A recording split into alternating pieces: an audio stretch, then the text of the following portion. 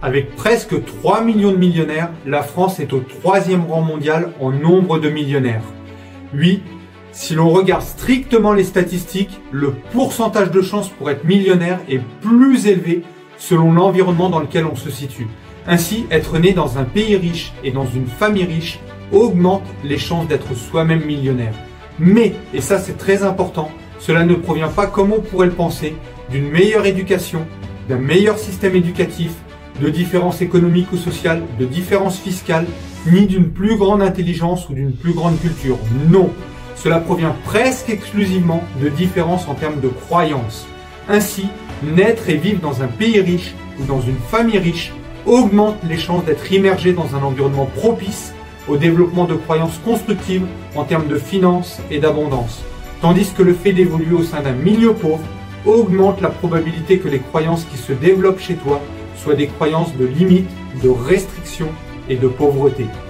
J'ai accompagné presque 2000 personnes en 23 ans à ce jour et une petite centaine est millionnaire.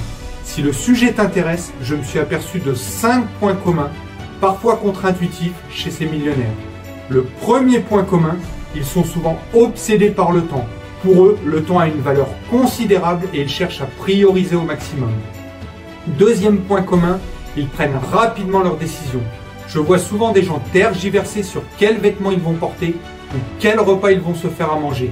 Les millionnaires réfléchissent rarement à ce type de questions. Troisième point commun, ils sont conscients de l'importance cruciale de leur santé et en prennent généralement plus soin que les personnes aux revenus plus modestes. Quatrième point commun, ils aiment souvent leur métier et la plupart continuent de travailler même lorsqu'ils en ont plus besoin.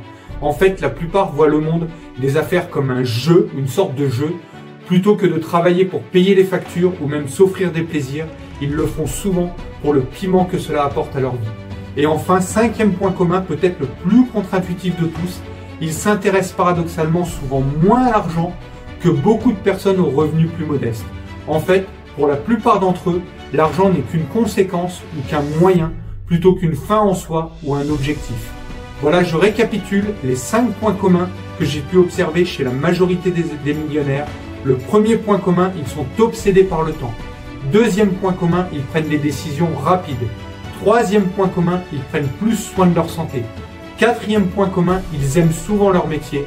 Et enfin, le cinquième point commun, peut-être le plus contre-intuitif, ils s'intéressent moins à l'argent que de nombreuses personnes pourtant plus modestes.